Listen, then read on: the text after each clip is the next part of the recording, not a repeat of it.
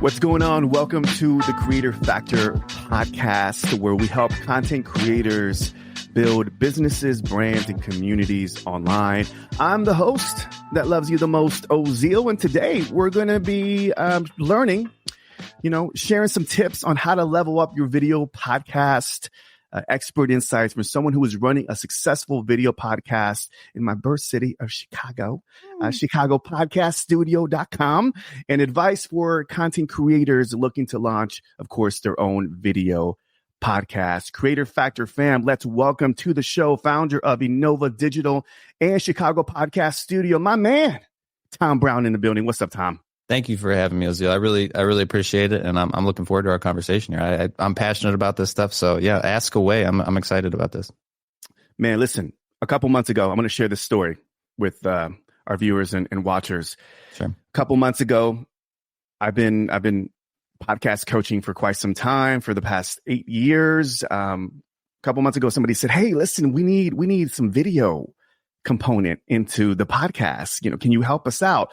And being an audio guy, I was like, man, I don't know much about video production as it relates to podcasting. Let me kind of dig into YouTube University and see what I find. So I searched, went down the rabbit hole and found some couple of videos. And then I stumbled upon this one video, and it was this handsome gentleman who was breaking down the video. It wasn't you, Tom. It was somebody else. Oh, okay. No. Fair enough. I bet he was handsome then. He was. And I was like, yo, and he was just breaking down the way he was just, the different equipment and studio. And I was like, look, I need to learn from this man. So I reached out, and this is the man. Handsome face. Here we are. And here we are. Still 2 years later, I think, just about from when that video went live, probably. Right. It was 2 years ago. And one of the things that I noticed, Tom, is, and of course, I was checking out all your other content that you were doing with Inova Digital, and obviously you have a background in video production. And I was like, wow, this is high quality video production here. He's no joke. And then I saw the video and I was like, oh, this is amazing. So your that particular piece of video, that content that I saw about the video studio setup, it blew everybody out the water. I mean, the production was amazing, but you were just great at teaching the fundamentals and kind of going step by step on how to create a video podcast setup, man. So I'm curious, man. So your background is video production. What inspired you? Like, what was the aha moment to say, okay, I'm going to go and start doing this video podcasting thing? Yeah. Well, so, as we were talking about just briefly before we started recording here, I got my start in the studio business when I was in high school, and I was into DJing. From DJing, I was like, I had a decent amount of equipment, and I was like, it'd be great to be able to make money doing something that I enjoyed. And so I was like, I'll just get a microphone and a little studio set up, and we'll start just a little recording studio in my basement here. And did that throughout high school and college, and never took off much. Again, just a basement studio, but I was busy enough, and it was a good side hustle income, and it was fun. There's no better feeling than doing what you love for work, or at least just like at the time, it's like this is better than working at Home Depot or something, or I worked at Office Depot in high school for a brief time. So, did that. And then, when I graduated college, I, either needed to get a full-time job or take this a little bit more seriously because, again, the studio wasn't like killing it. And so, I decided to start Inova Digital, and at that time shot pretty wide again, where I was like, I'll do, I had started doing music videos from the recording studios thing. So I liked doing videos. I also somewhat knew how to make websites via Squarespace or Wix and stuff. And then I was like, yeah, we'll do all this sort of stuff. Over time, it trickled down to just video. And then I think probably 3-4 years ago from this time, I kind of had the idea of setting up a space for video podcasts. And I did research, and there was plenty of recording studios that like offered podcast services. And hey, if you want to pay extra money, we'll set up a camera or a GoPro or something poor quality. And so I didn't see anyone else. So I was like, opportunity there. And then this was also the time that, Joe Rogan's podcast was popping off. And I'm sure you can relate too. There was probably, a little bit of a podcast crisis, not a crisis, but it was a traditionally audio only service for a long time, and people only wanted to listen in audio and to watch a podcast. What the hell? And then again, a lot of comedians were starting to develop their own shows that, they released the audio, but they had the video component. and I saw the massive spike in shorts and reels and vertical content and just short form bits. And a lot of people were taking podcasts and chopping it up and doing clips that way. And from the video world, we would do that for a lot of businesses. We'd come out, film interviews with people, chop it up, and to have us, me and another person or two, come out to your office, bring all of our cameras, lights, set up, try to make your office look suitable and do all that. Like it's a different ballpark expense wise. And I was like, I bet you if we just kind of build a space that can get utilized for long form content at an like affordable price, I guess, or a cheap price, that it made sense. And so 2 years ago, kind of took the leap to move into the studio. The video company was doing well enough that I felt comfortable enough taking on this lease and, having the space and giving this a go, because it was kind of just something that's like in the back of your head, like you should do this. And then, and so 2 years later, now we're doing pretty well. It's still an arm of the bigger conglomerate, I guess we'll call it, but it's becoming a more strong arm. And last month was our best month, man. We had pretty good sales. And I think what I really like about this business is it feels like it's more organically growing. I feel like, we obviously see more clients than with the other business. And it's been fun. It's been a good experience. And I think podcasting is almost, I'll say almost, but it's good we enjoy a lot of them. We get to be a fly on the wall. We get to meet cool people, hear really cool stories, and do stuff like that. So I'm very grateful for that. But that's more or less how I kind of got into it. I had a video background. I had a little bit of an audio background from the studio business. I saw the business opportunity. I saw that nobody else was doing it. And then there was a studio that was cheap enough down the street from my house. And I was like, let's give it a shot. And so, here we are. I feel like it was like a perfect convergence between your audio production background, being in that scene as a DJ, and then your video production, and then just kind of bridging the gap, and then just seizing the opportunity, right, to serve this video podcast phenomenon, which is growing up. I mean, it's just blowing, man. It's just crazy to see coming from a lot of OGs were kind of like, Tom, when this came out and YouTube were like, hey, we're going to play in the sandbox. Like, we're going to embrace podcasting. And some of the people that I used to talk to, that the audio only OG podcasters, they're like, I don't know, man, how that's not a podcast, that's a video. And they happen to, there was a lot of, backlash from the people that I was around. And I was like, I think this is from a creator. I was like, I think we should embrace video. I think video podcasting and live streaming is nothing new. I mean, Joe Rogan's been there for a minute. Live streaming has been there for a while. I remember the first introduction to a video podcast was back in 2009.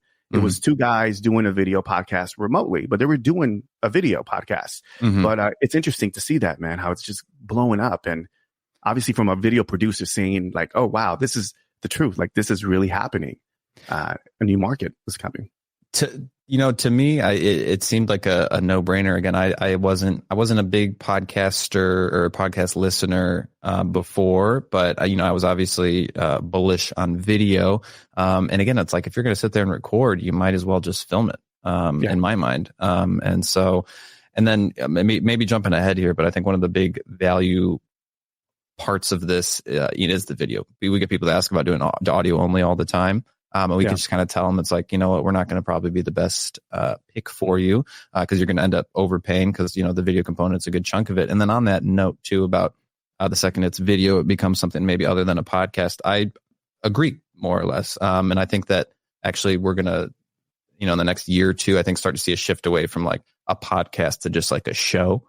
And we get people in here all the time that don't even care about the long form or to release a podcast. They don't even put it out on Spotify. They just want the video for social media clips. We'll have a group of realtors that come in, talk about real estate market, and then they just chop up the videos and call it a day there. They just, they would call it a podcast, but I don't think the podcast has a name, or they don't promote it like an actual podcast. It's really just a way to come in, record a conversation. So make it easy.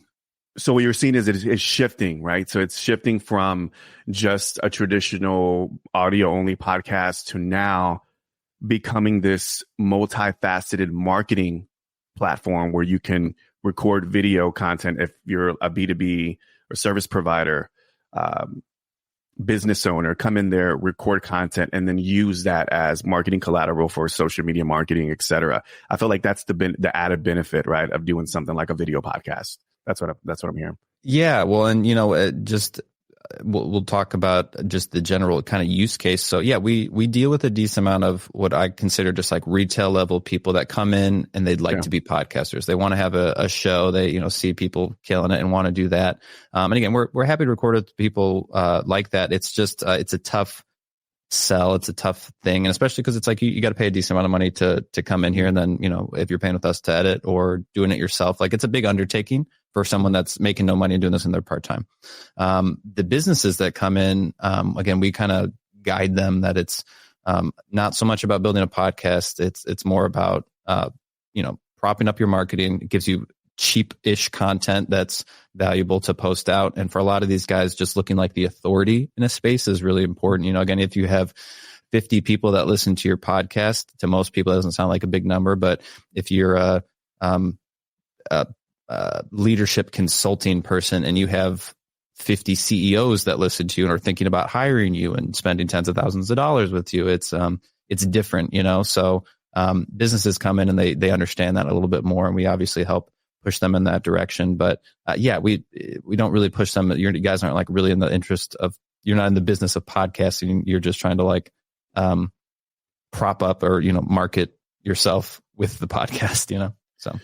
But even with the budget, Tom, would you agree that, is it, or disagree, is it a necessity to have a video, even for, let's say, a podcaster who wants to take this series and take it to the next level and build brand authority? Because let's say this is an era of a personal brand being more visible, right? Mm-hmm. To attract clients or to attract more audience, to build a community. Yeah. Is it a necessity now in 2024 and moving onward to have some sort of video element to a podcast for a podcast creator? I would say it's like a necessity, but to me, it's like, why not? Right. So if you're doing remote sessions and such, you can hop on Zoom. And as we talked about off camera, it's, not great. I think everyone's a little sick and tired of seeing two faces on screen and not kind of like in person, but it's like, if you guys are going to have this conversation anyway, not our faces, man, not our face. Come on. There you go. But it's like this, you're recording video because it's like, why not? You said you're an audio guy. The audio numbers do better. It's like, we could shut these cameras off and we could just have it be audio, but it's like, if it's happening, you might as well film it.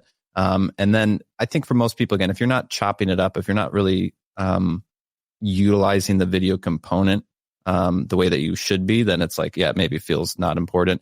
But to your thing about, like the costs associated, like I think, again, if you're doing it remotely via Zoom, it's like you can record via Zoom. Or if you want to spend a couple of bucks a month on Riverside or StreamYard or something like that, like there you go, bang, you got a webcam. You most likely have an iPhone. And if you just have a good mic and some okay lighting, you don't have to go out and buy a bunch of stuff. You can get a pretty good video that will be suitable for other social media consumption with pretty minimal equipment. So you definitely don't need to come to us or spend a whole bunch of money to get into video. But to me, it's like, why would you not if you with how easy it is to be in it now? Yeah. Well, to add on to that, Tom, let me ask you this. The follow-up is, for our listeners and watchers who are trying to get on the technical side, because one of the things that I find with clients is like, I want to have video, as you mentioned, but it's pretty pricey. I don't have the budget. But what about for our budget, friendly, conscious creators out there? What are the essential pieces of equipment and software that you recommend to just kind of get a video podcast going? What would you recommend specifically? So I think if you're doing anything remotely, you need some service to facilitate that remote recording. And I think Zoom is one that people gravitate to initially, but in my experience, Zoom is not as versatile from a creator standpoint as I think it's great for what it's used for, just like business conferencing and talking, but it's not as great for the recording element. So we're familiar with StreamYard. We're obviously more partnered, I guess, with Riverside at this point. And so we're big fans of either of those services. And what those allow you to do is record more isolated, separate things. I assume StreamYard is going to allow you to take just my video, just your video. We're in a cool, backdrop that you can, I assume, make. And I've seen from a live standpoint, if you're doing anything live, StreamYard has, I think, better services. I don't think Riverside promotes anything live. But one of those services to facilitate, if you're in person with the person, I think audio is still very important. I think I would rather you spend money on some nice microphones and having a good enough audio setup before you spend money on a camera. Cause I think your iPhone, if you have a newish iPhone, could do pretty well, opposed to like, to get into a DSLR camera is still a sizable investment. And even if you spend the equivalent, like $1,000, let's say, standard iPhone price, you're not killing it with the camera either. Like $1,000 for a camera in the lens is not a whole lot of money either. So I would say use, cell phone if you can. I think one angle, if you are strategic with how you use it, you can get two people in an angle or more if you're sitting at a desk or something maybe. But I think you can record one. I don't know how the best way to record from your cell phone. Storage would be probably an issue at that point too. But I know a couple of bigger studios that still actually use iPhones as their like primary camera device for various reasons. So you can definitely get done. And then lighting, I think, is obviously important too.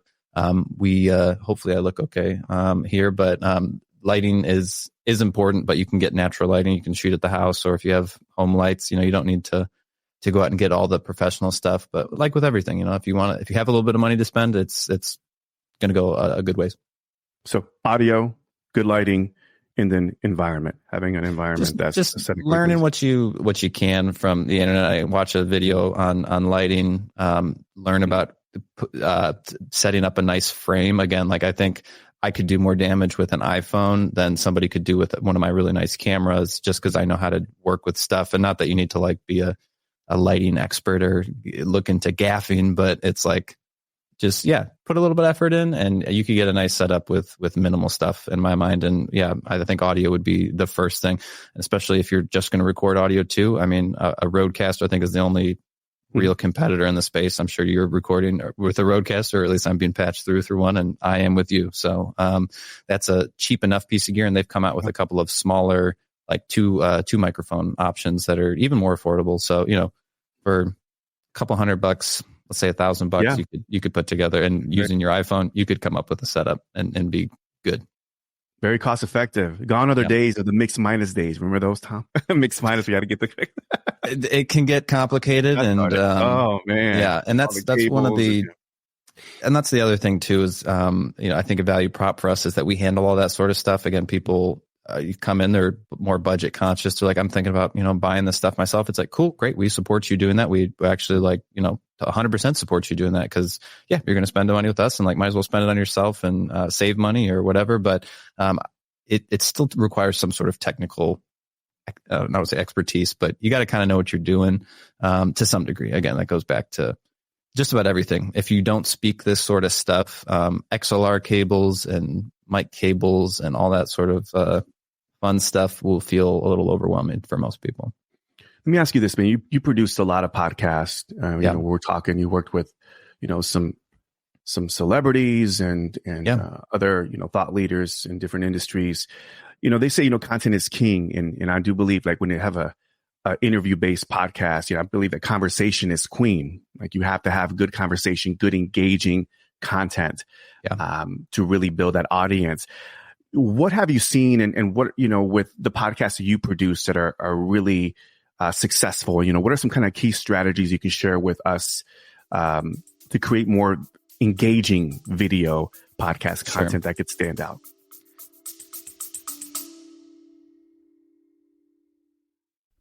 All right, before we kick off the show, I just want to let you know that this show is sponsored by the Creator Factor newsletter.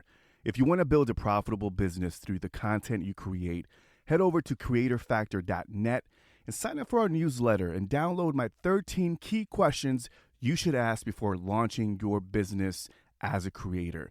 And I also have a special incentive exclusively for those that sign up. Join the Creator Factor community today, and let's get you connected with the dopest creator revolution around. Now, let's kick off the show.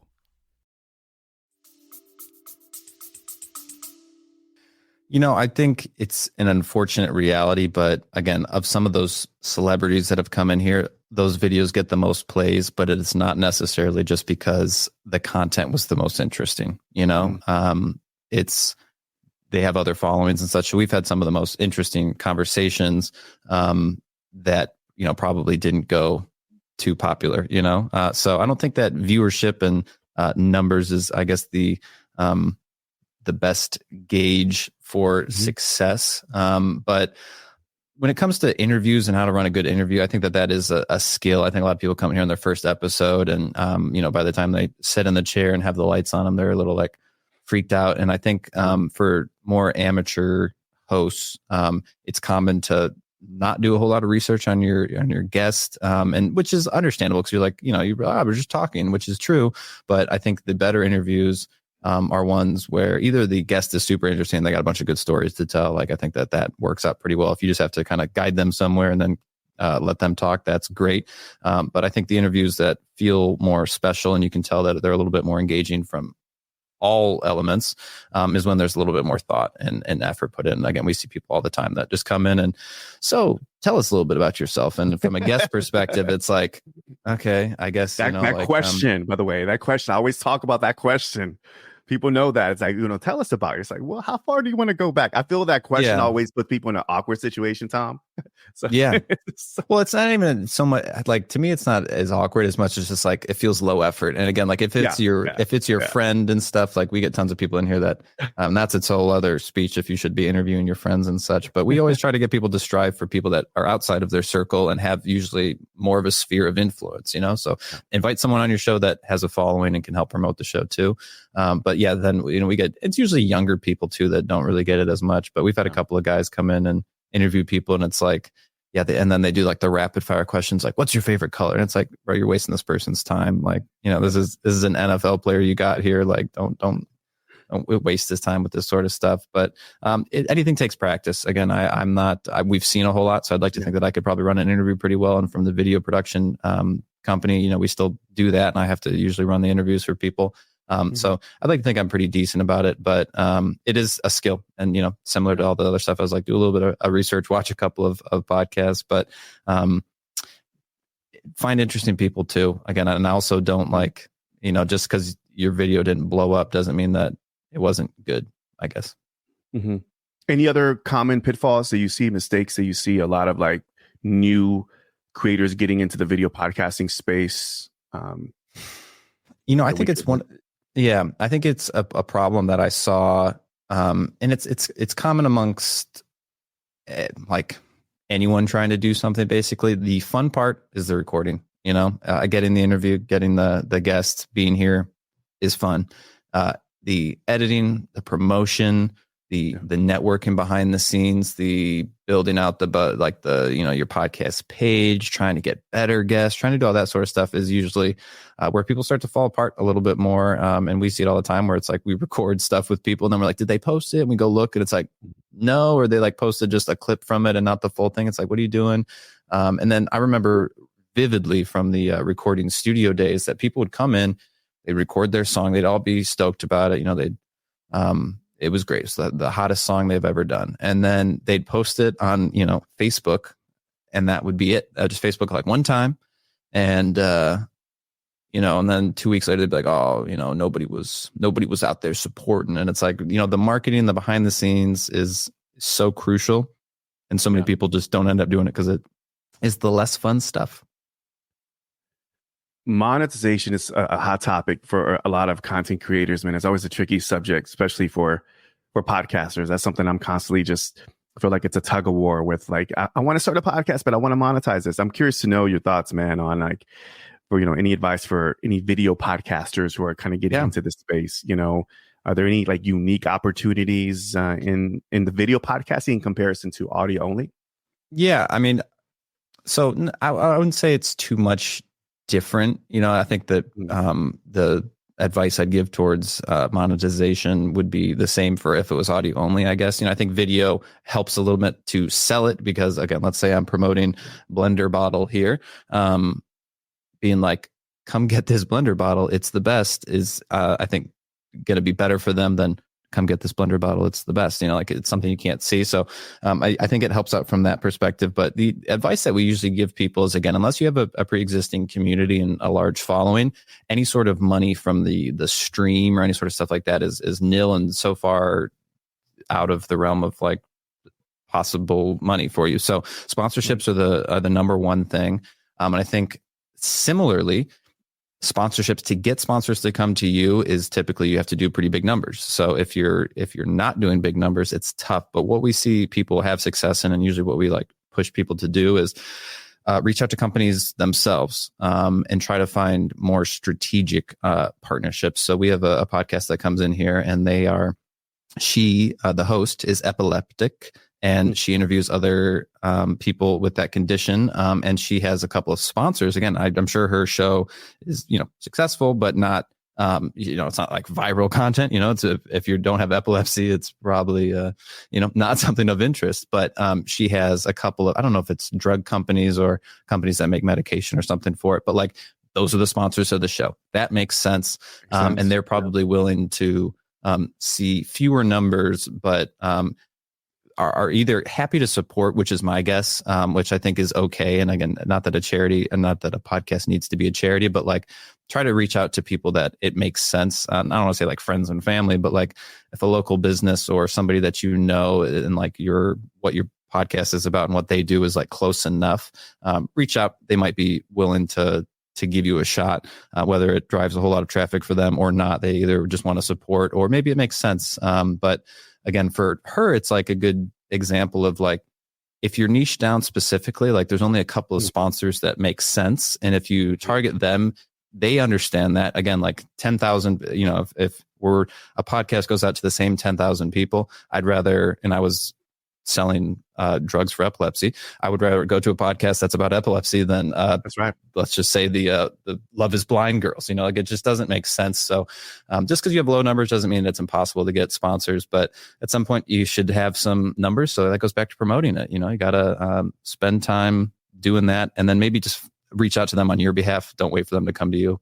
Would be my suggestion on that. But the majority of people that come here are not monetizing. We got people with sponsors, but not like, I don't know if anyone's like full-time podcaster, Yeah, I mean, it's takes time, right? It takes a lot of time to build a podcast brand, and I like to use the acronym BAM. It's BAM. So you have to build a brand, you attract an audience, and then you monetize. And I believe if you do it in that order, very much like a business, that, Tom, right? So you have to build a brand, you have to attract an audience, and then you can find ways to sell products or services. And with podcasting, I feel like the rules still apply. I think a lot of people get into it to monetize. I'm like, pick something else, because I don't think you're going to be making a ton of money out of this. But to your point, you said something that's super powerful, man, in that, there's always this kind of tug of war with my coaching clients in niching. Like, I really don't want to niche. I want to have a podcast to inspire all entrepreneurs. Or I'm like, that could have probably worked in maybe 2009, but you just can't do that now. So the power of niching down, they say the riches is in the niches. And I truly believe now more than ever, to have a successful podcast, the ones that are really crushing it are the ones that are very specialized. They're very targeted. They may not have even a big audience, but they're so targeted that they can go to a sponsor within the industry and really lock in some sponsorship. So I'm glad you mentioned that, man, for our viewers and watchers, because I think it's still important to go even niche now in 2024, moving forward. Yeah. And again, I think our general advice is like, don't try to give this is probably not good for your show, but like, we give the advice not to like pursue podcasting if you're trying to make a buck.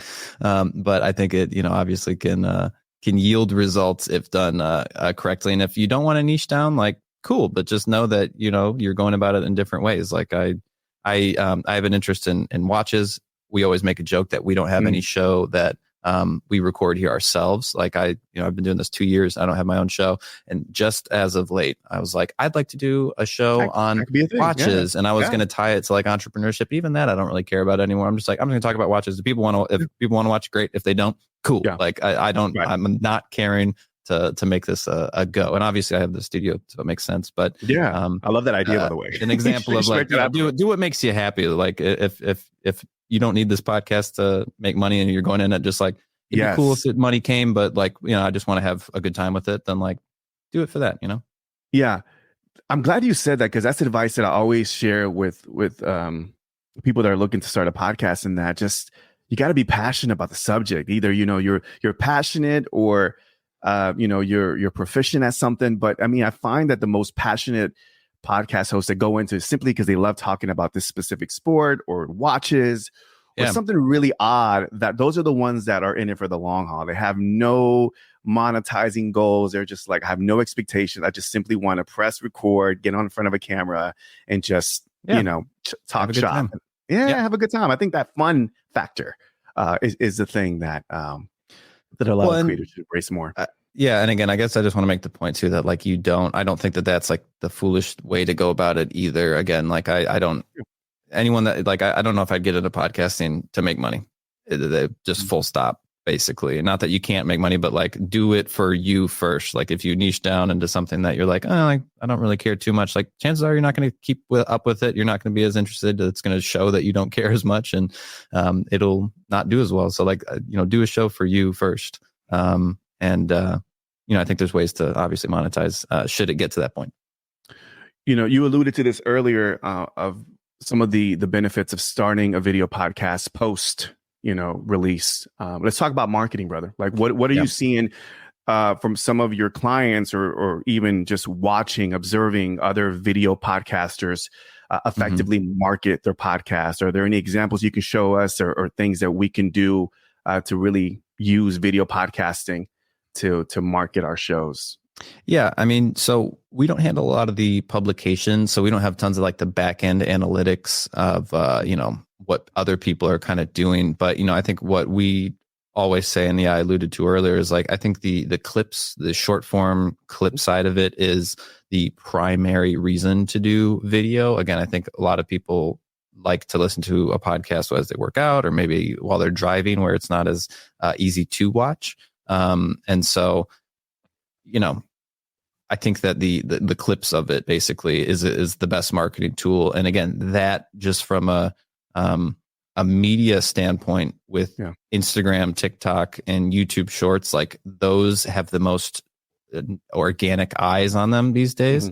And I don't think there's anything like nobody's posting audio clips where they just show like the waveforms anymore, so again, like it doesn't need to be great quality. Like I see clips that do well that are just caught the right moment and didn't have a crazy setup, but at least there's a video and it's like you can hear it. And so I think the guys that are making waves, or the best marketing use though is I think pushing the short form stuff. Ideally people will come listen to the long thing, but it'll at least get them interested. And I think for most people too, it's like, oh, if I discovered a new podcast, I would be much happier watching 2 or 3 clips of them first to be like, oh, these hosts seem fun. I like them. I like what they're talking about. I like the overall vibe that's happening on these clips. Let me go check it out, opposed to like just them scrolling to like, let me find a new podcast for the day. Right. I mean, it's the, it's the initial layer of the funnel to me. So we're seeing a wave of studio podcast operators emerge, brother. And it's safe to say that you are kind of spearheading, from what I've seen, you're doing it. That movement from that video, and then seeing all the engagement and the questions, and of course me reaching out to you, and you were my mentor in that process. And I was like, this is interesting. And now we're seeing, again, a lot of people pop up. I've been following your feed, and it's like, oh, all these podcast producers kind of emerge. It's crazy, right? Where do you see it going, man? Do you see like this is going to be like a new media business model and an opportunity for maybe, let's say, a podcast creator to say, hey, let me serve my community by putting together, of course, it takes a budget, but still, maybe, serve my community, putting together a studio to have this as a service offer. What are your thoughts on that, man? And where's it going? Yeah, well, and so, we've had a lot of people reach out, and it's been interesting, all over the US, really all over the world. We've had a lot of other studios. And I think, I'm obviously excited and feel like there still is lots of potential in video podcasting. But I think one of the things we're kind of pushing a little bit more this year, and I think it's a trend that we'll see across the industry, is that people are maybe straying away from calling it a podcast and it being this set like structure, like an hour-long sit-down chat type deal, and people that are more interested in just, again, producing like shows, which we can do. And then I think over time too, people are going to be looking for other forms of content. And so we're starting to roll out some offerings for just what we call general studio content, which I think has more long-term legs, I guess, but I think it'll be a good supportive element. Like, obviously if you know how to do what we do here at the video podcast, like, and I have the background in the video stuff, like we can make any sort of content. And what once used to cost we'll just say an arm and a leg to have us come out to your office and film stuff. It's like now just do it in studio is a lot easier. And it's at a price point that's more obtainable by the everyday person. Like, to normal people to come out, I want to film my podcast at my house. It's like, prepare yourself. But for businesses, it's whatever. But here it's like, we can get content pretty cheap, and so I think as personal branding continues to be really important, I don't see producing content becoming less cool anytime soon. In fact, I think it'll just even get more of a demand to do it. I think that we're still seeing a trend towards, personal branding and just like having content of yourself and, promoting yourself that way. So I think we're going to kind of try to cater our offering to help provide options for people in that sphere, basically. I think a lot of guys come in here to podcast initially, and then they see some of the other stuff that we can do, and especially the businesses, they're like, oh cool, let's do some of this stuff, let's do some educational content. We have guys that come in and just do internal facing stuff for some bigger organizations, and they don't release a podcast at all, they just want a conversation recorded. And so I think we're starting to see a little bit of a shift, and I think maybe it's just something that I personally want to do, but moving not away from podcast studio, but more just into content studio. Do you see other, like, what are some what's been the biggest surprise of like some industry or a leader kind of getting into the space to record a podcast? Are you seeing like anything that's kind of coming our way that's kind of like underserved, or something that you saw was like, wait a minute, that's how, do you want to start a podcast? Have you had any of those? Yeah. I think maybe this will answer your question, but I think that there is an opportunity for studio owners in this space because it is a location-based thing. So it's a service that has to be done in the local area. But I think what a lot of people want to do is they from the internet and just realize that like I need content, and they don't know how to do it. And so I think the more accessible you can make it for people, the busier you'll probably be. And there's a guy that I did an interview on my show with that is in Midland, Texas, which is like a small town, but he has done well enough for himself. And it's like, I think a lot of people assume just because we're in Chicago or, LA, New York, or these big cities, that it's like you have to be there to make it work. And I think that is obviously it helps out. There's more people here, but I think that you could probably make a go at this, or again, just let's just call it a content studio, in plenty of places. Obviously, the demographics, price point of things might shift, but again, we're seeing people all over the world, frankly, at this point, that are interested in starting up a studio. And again, they might not be able to invest the same amount that we did into this space, and they might have clients that are willing to pay the same equivalent value, but equivalent maybe in their own dollars, that it makes sense for them. And I think that regardless of where you are in the world, people are interested, they're searching for this sort of stuff. So there's definitely opportunity for people that are interested in getting into this space, I would say. As we land the plane, brother, if there's my last question is, if there's one creator factor that every content creator should learn or master, what would that be? And I was hoping I'd have a better answer, but I think what the first thing I landed on, and I'll go with that, is I think being original is really important. As we're talking about this, it's interviewing to get tips. It's to learn about stuff. I think when you get into anything, you pull inspiration from others. And I think that that's obviously crucial. And at a good point, none of us would have personality or taste if it wasn't for those before us and who we looked up to form those things. But at the same time, I think, completely just following trends or doing something because, this other podcast is really popular and they do this. I think that is sometimes toxic. And I don't think that, I think what makes the successful creators successful is that they are unique, and again, it's like in the YouTube world, or in just about in any world, it's like sometimes there's people that Joe Rogan, like again, Joe, you can't mention Joe Rogan's name without thinking of a podcast. And that's that sort of gravitas that you kind of want to have. Obviously, not attainable by everybody there, but I think being original and just being unique to yourself is important, as cliche as it sounds. I love that. I love that, my man. Chicago podcast.studio. I just want to make sure I get that right. Yes. I want to make sure I get that right. Chicago podcast. I was thinking it's cheaper than .com, you know? Yeah. Gotcha. Yeah. Right. But yeah, Chicago podcast.studio and Inova Digital YouTube channel is where you can find Tom's amazing work. It's on social media as well. Inova Digital is a great place for a lot of great content on there, guys. So make sure you go check it out. And there's going to be a rebrand there, but make sure you go there, subscribe, and then follow Tom's journey onto the next channel. Right, Tom? Right. Yep. And I think we've kind of landed on a name, and it's a little general, but it's just going to be called The Studio Business. And so the channel will get rebranded here pretty soon. So go check out The Studio Business, guys. Simplicity is king, brother. Chicago Podcast Studio. Straight to the Studio point. Business. Straight to the point. SEO friendly, y'all. Makes sense. Clear and concise. Let's go. But thank you for having me. I really appreciate you making time. And I'm excited to see what you do with the show. And I enjoyed our talk. Thank you, brother. I appreciate it, man. Peace. Thank you for listening to The Creator Factor. I hope you got value from this episode, because this is one of my goals for the show, to introduce you to different ideas and perspectives to help you grow as a content creator. Now, I have a huge favor to ask. We're looking to reach more creators like you and build this community. And you can help us by simply heading over to Apple Podcasts or Spotify and leave us a rating and written review. Also, make sure that you leave your social handle on the review so I can tag you and show you some love on the next episode. Thank you so much for tuning in, and we'll definitely catch you on the next episode. Till next time, peace and one love.